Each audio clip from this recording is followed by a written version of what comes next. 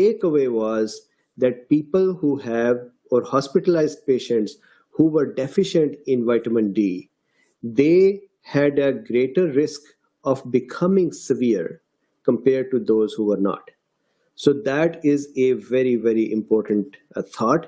And the C-reactive protein, to use that to kind of as a surrogate for vitamin D, as a representative of vitamin D, is a very interesting idea as well. So I wanted to make sure that we look at this study together and understand once more how vitamin D is helping in the early stage of the disease as well. So just like hydroxychloroquine and zinc, in the early part of the disease, making sure that the patient doesn't go from, or the chances of a patient becoming severe are less. That is the same case for vitamin D as well.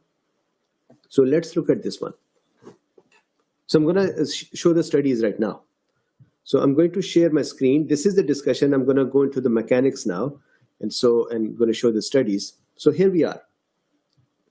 The study, what they found was that reduced vitamin D levels lead to increased risk of CRP. So this is the correlation that they have.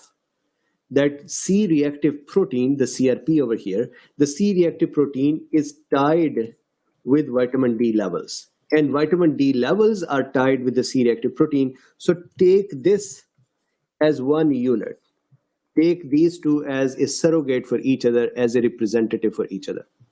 At least that is what they did in that study. Now, when the vitamin D level is low, that increases mortality and morbidity, or that increases the chances of a patient becoming severely ill because of the following mechanism. Number one, innate arm response of our immune system is blunted, or it is reduced in the vitamin D deficient patients. And we will discuss that today. We have talked about it many times before as well. Number two, because the innate arm is not working correctly, innate arm is like the first responder. So let's say this is the wall, and here is the pathogen.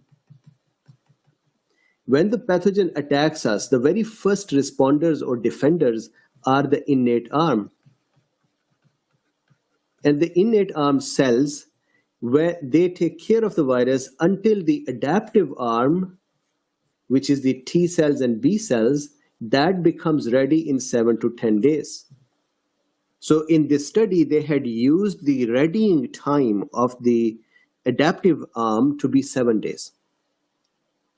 So what they saw was that the innate arm, this arm, which was supposed to take care of the virus, as the virus enters our body and starts replicating and starts causing disease, that innate arm, in the absence, in the reduction of vitamin D, in deficiency of vitamin D, does not function correctly, which allows the virus to live here for 7 days in our body, less hindered by the immune system, and kind of have a party and keep replicating and keep having fun, and in that process destroy our tissues.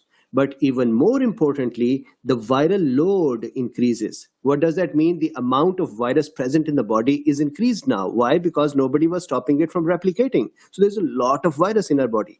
That is increased load. Now, when the adaptive arm becomes ready, when this arm then becomes ready after 7 days, guess what? It looks at a tons of virus in our body. There's too much virus in our body. Why there are too many virus in our body? Because we were vitamin D deficient. That made the innate arm less functional. That allowed the virus to become replicated a lot. When the adaptive arm became active, it looked around and it saw a lot of virus. Guess what did it do? It created the cytokine storm. Or, as we have discussed many times before, it created a severe immune response. That severe immune response, that imbalanced immune response, that harsh immune response responds to the virus a little less, but causes more damage to us. Enough damage to put us in ICU or even kill us. So do you see what is happening here?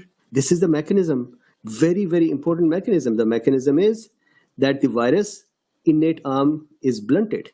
And we have talked about this in the past as well, that this specific virus blunts our innate arm in many ways. For example, remember we talked about it in natural killer disease video, that the natural killer cells are reduced.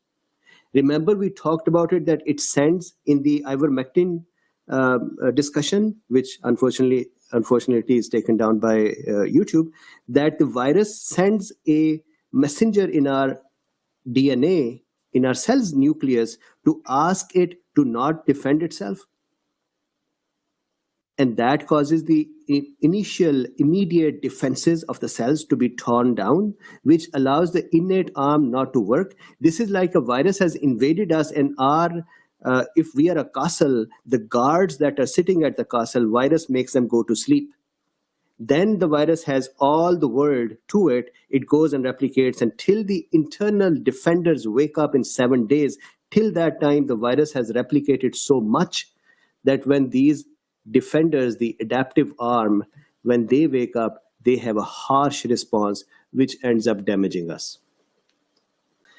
So see here, this is the study. Somebody had asked me, what is the study? It is in medRxiv. The study is April 30. So that was recent, in my opinion, about 17 days ago. The study says the possible role of vitamin D in suppressing cytokine storm and associated mortality in COVID-19 patients. Possible role of vitamin D. I have the study downloaded. I want to just show you the result here before we go there. Here.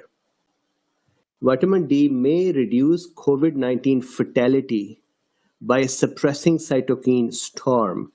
Specifically, the risk of severe COVID-19 cases among patients with severe vitamin D deficiency is 17.3%.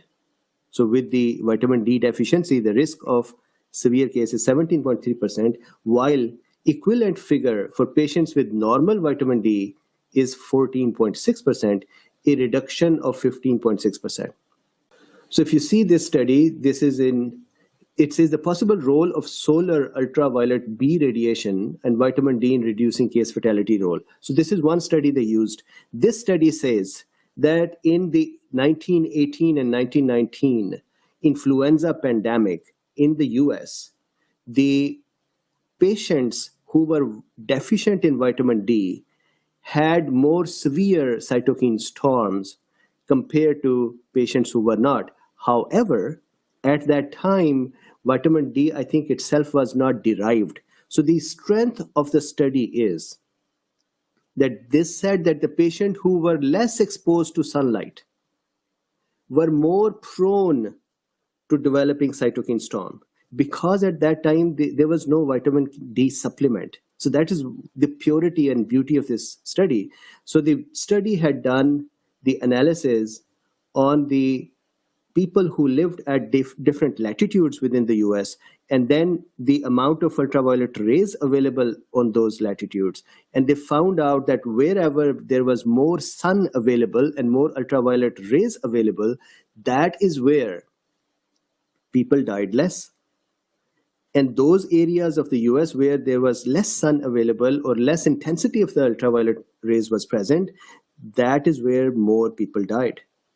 They also observed that people with the skin that is dark, like mine, that have more pigment in their skin, were also more exposed to the risk of infections or severe infections. So this study that I'm talking about, they used this study as one proof that vitamin D, just an evidence that vitamin D deficiency can cause severe infections. That's one. Then they used this study here, vitamin D and immune system, in which, and I would show this again, that vitamin D helps the immune system become strong on the innate side and also strong on the adaptive side. So I would talk about that as well. Then they have this study. Look at this. This is their backbone study.